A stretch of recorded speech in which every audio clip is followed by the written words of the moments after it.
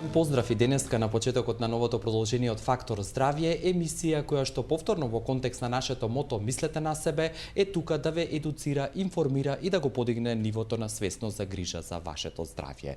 Така ќе биде и денеска со темата која што ви ја нудиме, а ќе ви ја откријам. Станува збор за ризично новороденче, тема која што и денеска Фактор здравје повторно ќе обработи со приватната здравствена установа, специјална болница за гинекологија и акушерство и ИВФ Центар за асистирана хумана репродукција Плодност од Битола. Кој од таму гостува и со какви детали ќе ве анимираме, ќе откриете по првиот џингл ова попладне.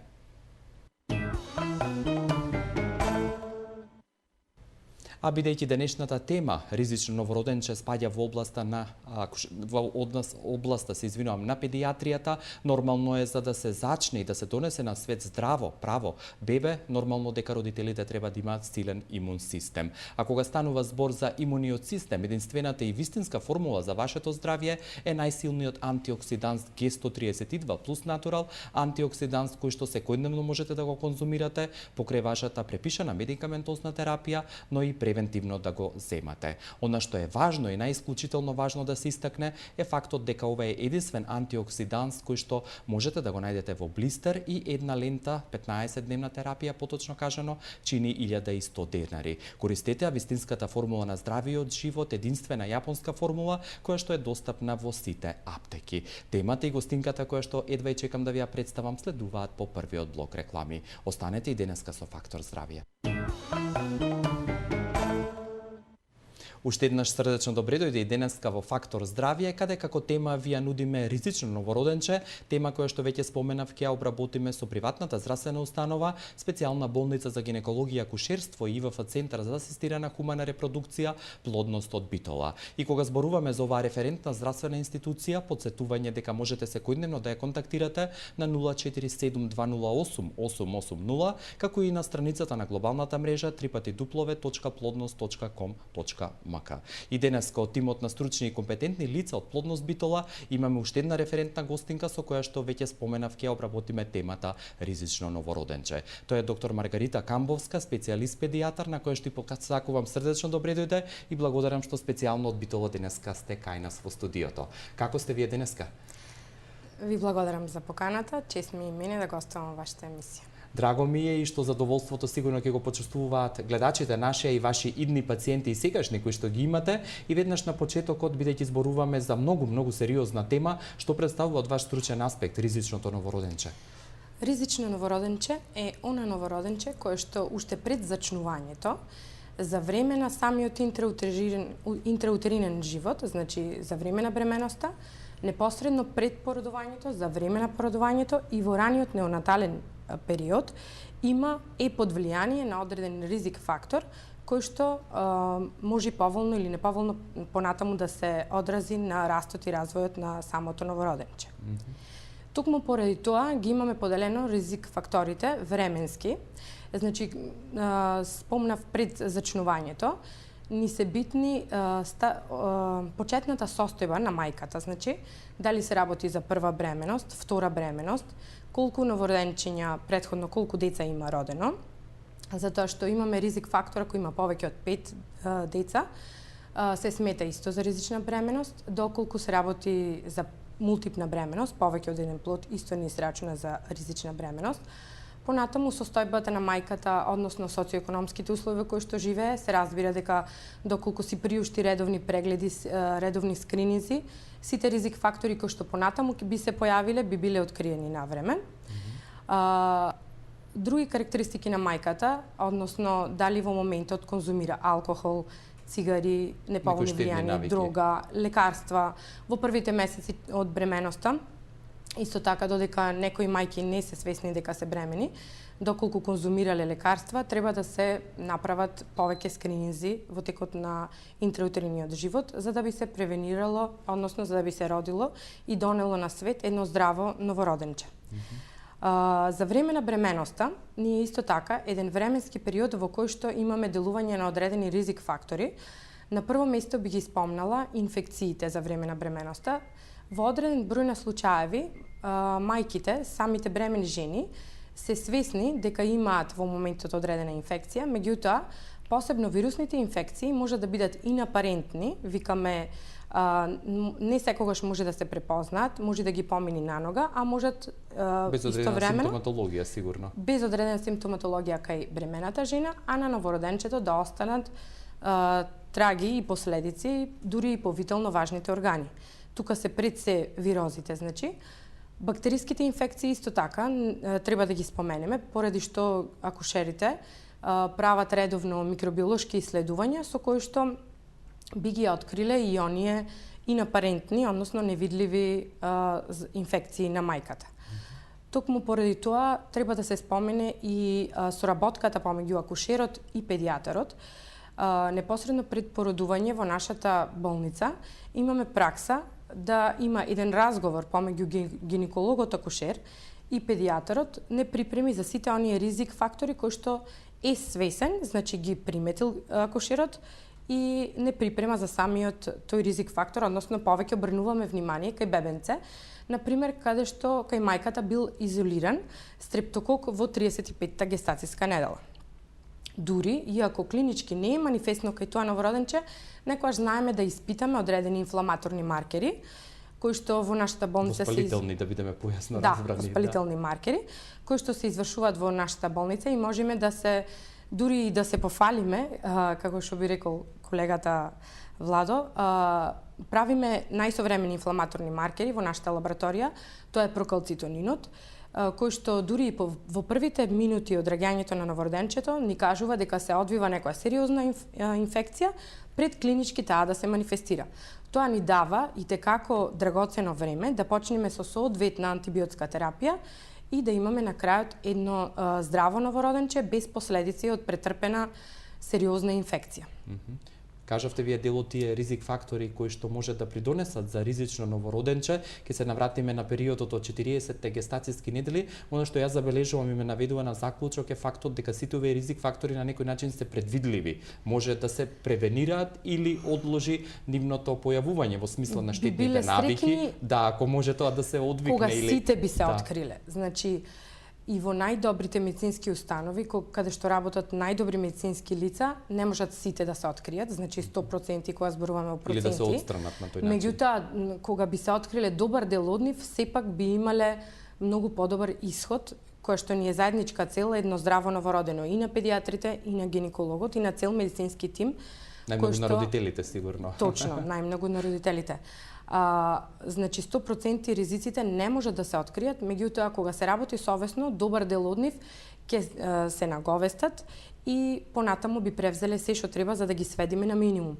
Но за жал се уште постои одреден процент каде што имаме во наводници, да кажам, изненадувања, кога очекуваме едно здраво новородено без ризици, па понатаму да манифестира дека сепак некој ризик постоел, кој што резултира со одредена состојба на новороденчето, која што ја манифестира во првите дени од животот или понатаму може да ја манифестира.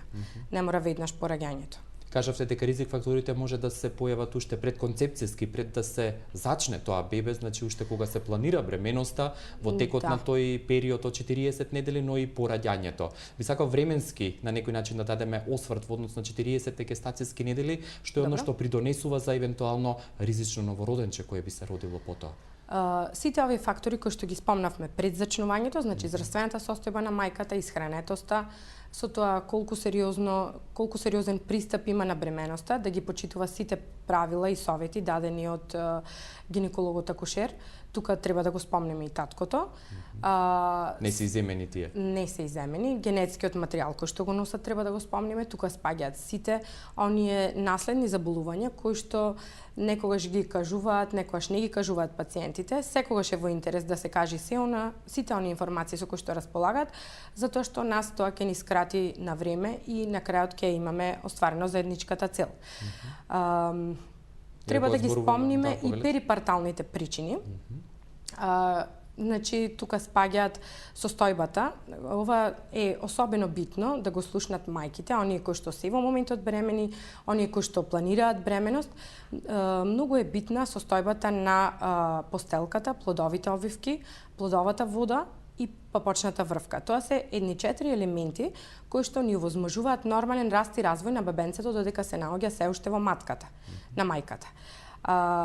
Постелката ја проценува гинекологот акушер и кажува дали е нормално всадена. Често пати кога имаме патолошка состојба, патолошко всадена постелка или ниско всадена постелка, може да дојде до предвремено одлепување на постелката, кое што се манифестира клинички некогаш, а некогаш и без, меѓутоа најчесто со крварење, кој што е доволно вознемирувачки и битно кај мајката да делува за таа да се јави во моментот на гинеколог акушер. И со право, нели, доколку? Со право, затоа што секој крварење, посебно во последните месеци од бременоста, го загрозуваат животот прво на мајката, а и на бебенцето. Токму поради тоа треба да се има повеќе контроли, посебно последниот месец од бременоста. Плодовата вода исто така е показател за состојбата на бебенцето.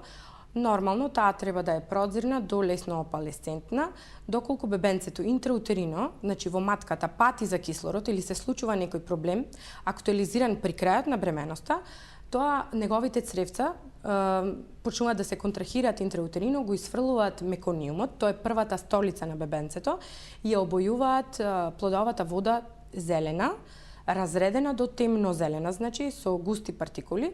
Тоа е посебно ризична состојба, затоа што при самиот акт на породување, бебенцето, доколку правилно не се аспирира и не се прифати во соодветни услови, може да вдиши од таа плодова вода и да имаме понатаму одредено заболување кај новороденчето. Попочната врвка исто така треба да ја спомниме, но тоа е врвката која што ја спојува постелката со бебенцето и нормално му носи на бебенцето кислород и хранителни материи, значи игра улога заедно со постелката и на бели дробови и на бубрези, повеќе витално важни органи. Треба да е долга 50 см. Во одредени случаи каде што имаме кратка папачна врвка, може исто така да дојде и при брзо породување, одлепување на постелката и повторно загрозување на состојбата и животот и на мајката и на бебенцето. И уште за плодовите овивки да кажеме, мајките треба да знаат дека доколку дојде до прскање на плодовите овивки, уште во домашни услови, секако дека треба да се обратат на гинеколог акушер, затоа што не треба да има многу долго време поминато од прскањето на плодовите овивки до самиот акт на породување. Ние го сметаме за ризик фактор, педиатрите, значи неонатолозите, доколку поминале повеќе од 12 часа, тоа ни е нас исто така голем ризик да бебенцето се инфицирало интраутерино и да кога се роди исто така правиме почести контроли и во подолг период за да исклучиме инфекција во првите дена од животот, која што е во секој случај животозагрозувачка, заради тоа што бебенцето не има зрел имунолошки систем, па мора да реагираме соодветно со соодветна антимикробна терапија. Уште еднаш да потенцираме дека доколку тие плодови обвивки почнат да течат, значи таа течност почне да тече, треба веднаш. Тие прскаат, па тече плодовата вода. Не треба да се чека во домашни услови или било каде таа родилка или мајка, туку веднаш да се јави на лекар. Да, реевалуација и акушерот да процени што би правеле понатаму состојбата во моментот на бебенцето, срцевите тонови, си прават кардиотокограм со кој што проценуваат дали треба да се брза или може да се почека па да се оди на спонтано породување, кој што во секој случај многу подобро за разлика од царскиот рез кој што се прави само доколку има индикација за тоа. За моментот уште еднаш сакам да ве повикам пред се на 6091-924 и 6091-925 денеска да дадете активен притонес во Фактор здравје преку вашите јавувања, констатации или споделување лични искуства, а сите тие можете денеска да ги упатите до доктор Маргарита Камбовска, која што е специјалист педијатар од болницата Плодност од Битола, референтна веќе институција која што секојдневно ви е достапна на 047 208 880. И во овој прв дел од разговорот уште еднаш би сакал за да не делуваме можеби ризично ни или да ги уплашиме идните и сегашните мајки дека ризичното новороденче не значи по автоматизам дека ќе има некој ризик во животот или не дај Боже да заврши неговиот живот летално или со несакан исход. Токму поради тоа што може многу да се направи и на крајот да имаме едно здраво новороденче, токму поради тоа сакавме да акцентираме на сите овие ризик фактори кои што некои мајки можда и не би ги препознале, а знаат дека ги имаат или можда не ги сметаат за ризик за време на бременоста.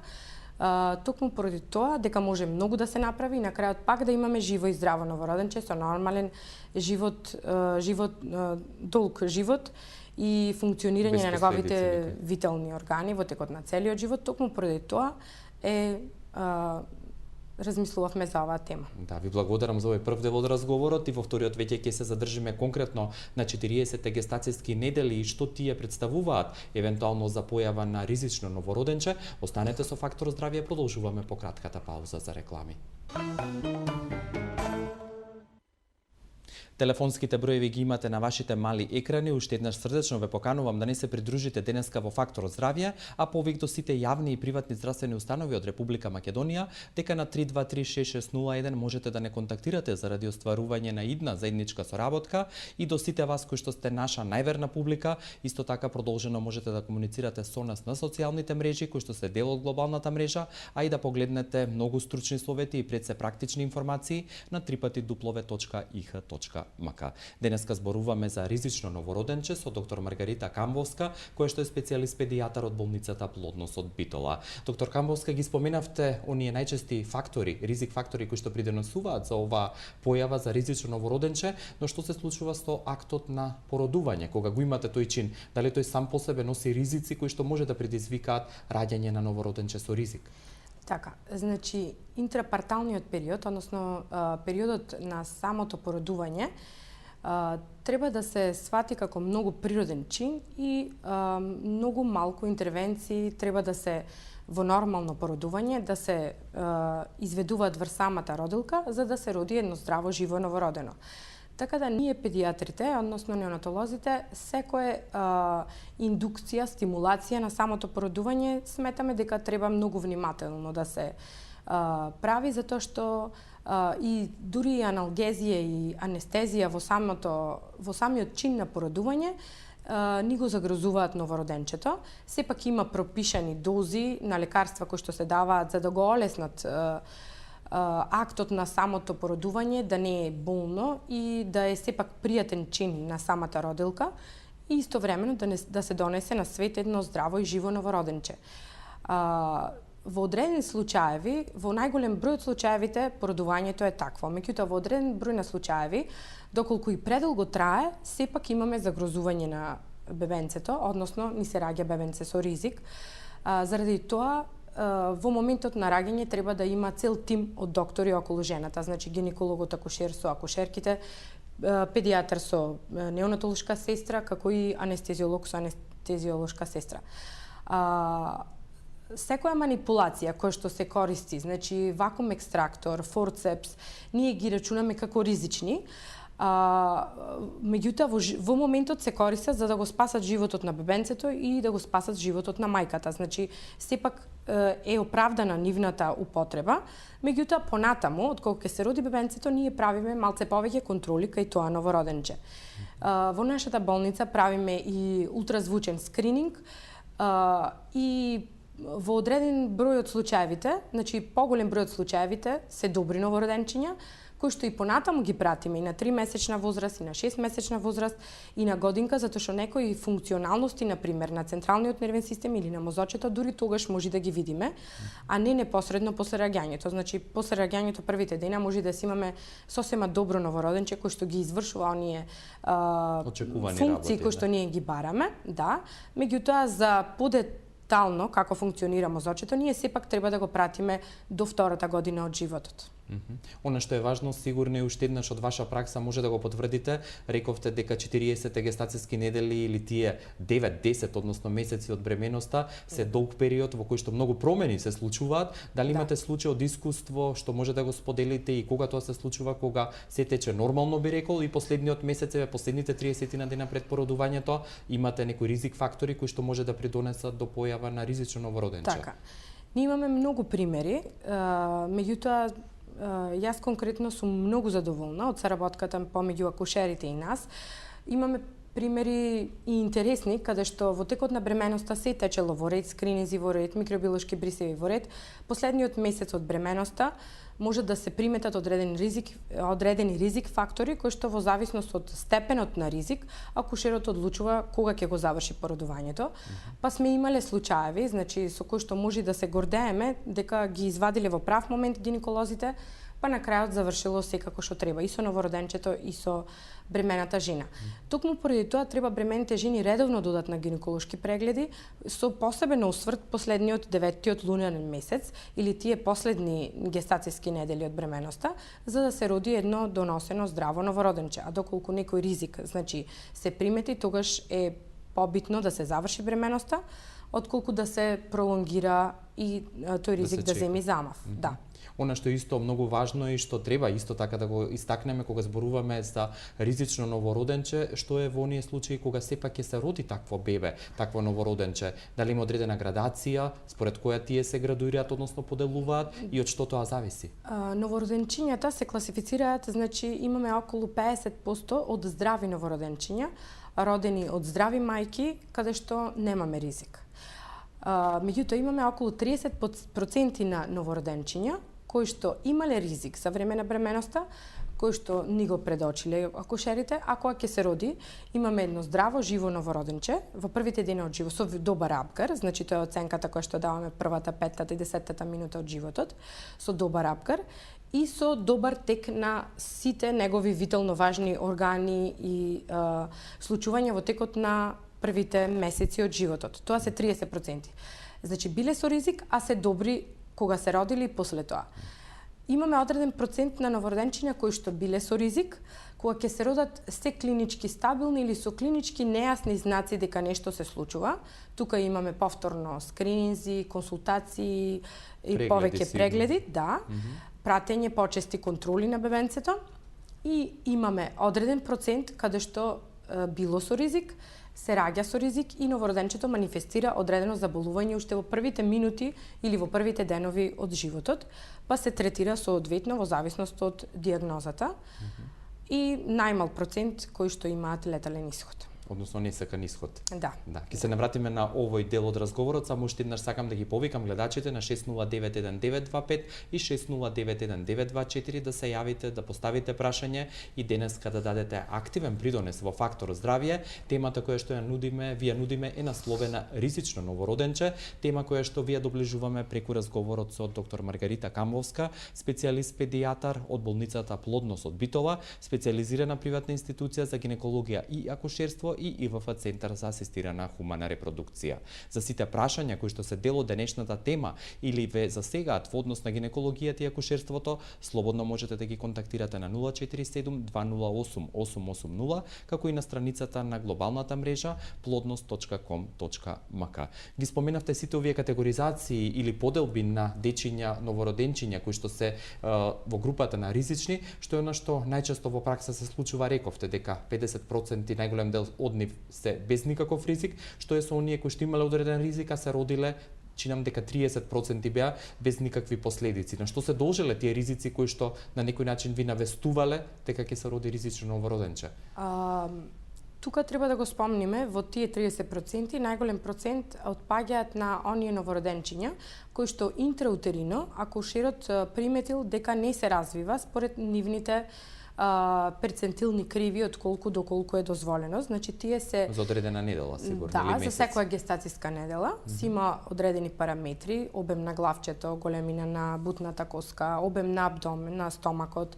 Сите тие параметри во одредени случаеви се случува бебенцето помалце да напредува. Тоа го викаме SGA или Small Gestational Age. Бебенцето е гестацијски доносен кога ќе се роди, меѓутоа помало во телесна тежина и во телесна должина. Битно, исто така битно ни е тука дали симетрично е помало, значи сите негови делови се симетрични помали, или има, например, поголем обем на главата, а помал обем на стомакот, абдоменот. Тоа ни укажува дали интраутериниот застој се случувал пред 34-та гестацијска недела, подолго време, или може да напредува добро до 35-та, 36-та гестацијска недела, значи скоро до 9-ти лунарен месец, и после тоа да се случи одреден застој во развојот на бебенцето. Тука треба да ги земе во предвид неправилните положби на плодот, кои што повеќе или помалку може да ја компромитираат. Например, ако е карлично поставено бебенцето, може делумно да налегни на папочната врвка, или ако имаме подолга папочна врвка, таа да се испушти предилекцијски пред долниот дел кој што од бебенцето кој што влегува во влезот на малата карлица, и повеќе или помалку да ја компромитира фетоплацентарната циркулација. Тоа е, значи, крвта која што доаѓа од постелката, од мајката кај бебенцето и носи освен хранителни материи и кислород. Може ли да продолжиме после гледачот, за да не ни се исклучи? Се извинувам во негово име. Добар ден, повелете. Добар ден. Ева, имам едно прашање до докторката. Поставете го. Ако може, значи, кои лекови за време на бременоста носат најголем ризик по новороденчето после неговото раѓање? Дали ова доволно за одговор? Да. Благодарам. Ова е одлично прашање што малку за подоцна го оставивме, но еве. Да. Повелете. Значи, на прво место се антиепилептичните лекови, кои што некои мајки ги земаат уште претходно, значи пред да забременат. Понатаму имаме тератогени антибиотици, гинеколозите ги знаат кои се тие. Значи, при одредени инфекции знаат кој антибиотик смеат да го дадат кај мајката доколку е бремена, кој антибиотик не смеат.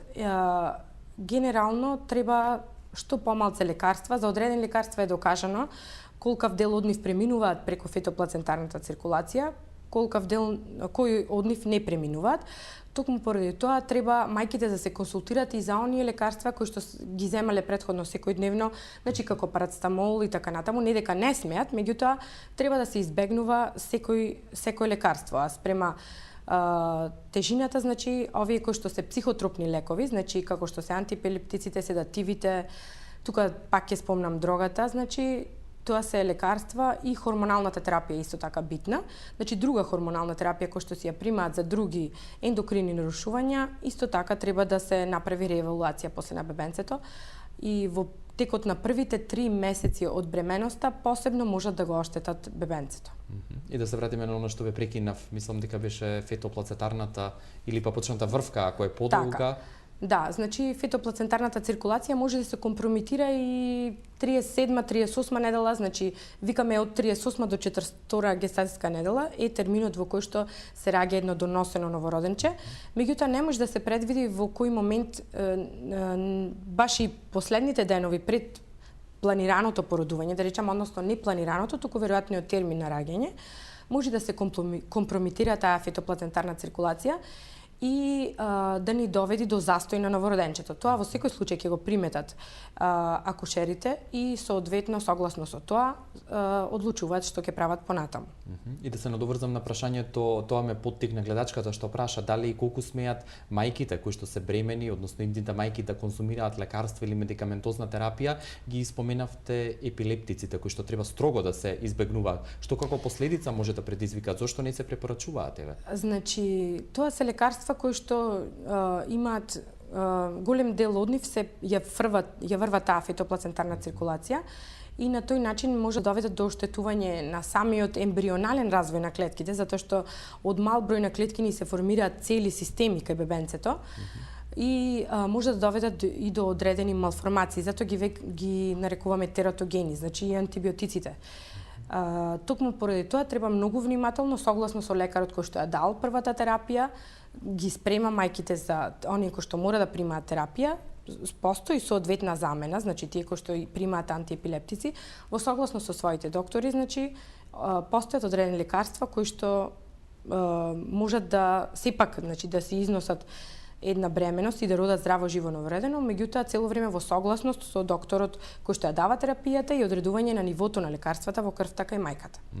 Рековте дека ризичното новороденче, зборувавме за аспектите доколку се јават проблеми во текот на бременоста, во моментот на раѓање тие исчезнуваат и се раѓа право, здраво бебенце, но што е со оние случаи кога имате раѓање на ризично новороденче, кога очигледни некои факти или некои претпоставки кои што сте ги претпоставувале вие, акушерот, колегата, излегуваат, односно се јавуваат веднаш по текот на раѓањето. Значи, какви се тие ризици, односно што доведуваат кај новороденчето, до какви проблеми? Еве ќе се надоврзам на пример ризик на раѓање на новороденче со мала гестацијска со доносено новороденче, а со мала телесна тежина. Значи родено на време, што се вели. Да, имаме правила и протоколи кои следување ги правиме првите минути од животот.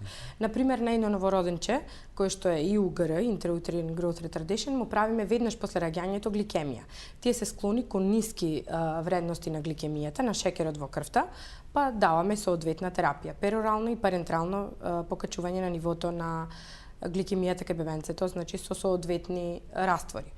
Во одреден број на случаеви може да се роди хипертрофично новородено, значи тоа е новородено со поголема телесна тежина од очекуваната за гестациската старост. Тука треба да ги спомниме мајките со диабетес мелитус. Тие се најчесто склони кон раѓање на хипертрофични бебиња. Кај нив исто така очекуваме ниски нивоа на гликемијата заради тоа што интраутерино за време на бременоста мајката требало да зема најчесто инсулин, ако е инсулин зависен диабет. И токму поради тоа си постојат соодветни тестови за време на бременоста, затоа што одреден број на мајки може да немале диабетес мелитус, односно шекерна болест за време на животот, а да добијат во текот на бременоста, тој се вика гестациски диабет.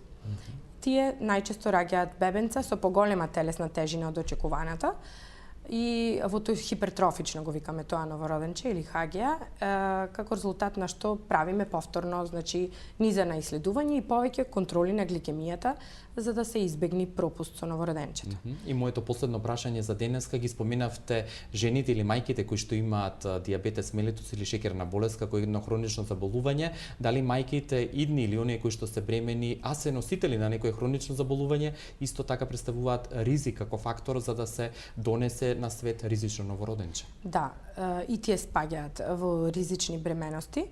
Прво заради тоа што за време на бременоста и самата мајка е склона кон одредени физиолошки хормонални промени кои што се манифестираат посебно кај жените кои што се носители на ген за диабетес мелитус, можат да манифестираат во текот на бременоста. А гестацискиот диабет кој што го спомнав, кој што клинички се манифестира или случајно се открива од страна на акушерот, според најновите статистики укажува дека тие жени понатаму во животот после породувањето најчесто се нормализира нивото на шекер, значи нема диабетес, меѓутоа се склони и треба посебно да се пазат, значи со внесувањето со исхрана, со диета, затоа што според најновите статистики се смета дека кај голем дел од бремени жени со гестациски диабет понатаму во животот после 50-та година сепак развиле симптоми на диабет. И она што можам само да ви го кажам на крајот е големо благодарам за сите овие практични и пред се искуствени податоци кои што ги имате од научен и практичен аспект и покана повторно да ни бидете гостинка во Фактор здравје. Ви благодарам. Ми беше задоволство што денеска се дружевме заедно. За сите понатамошни информации до доктор Маргарита Камбовска, специјалист педијатар, или до нејзините ценети колеги од болницата Плодност од Битола, ве упатувам на телефонскиот број кој што директно секојдневно 24 часа во текот на денот ве возможува контакт со нив 047 208 880. А за неполни 24 часа повторно ве поканувам да бидете со нас во новото продолжение од Фактор здравје, каде што се ќе биде ново од темата, гостинката, информациите до заедничките нови ваши јавувања. До тогаш пријатно.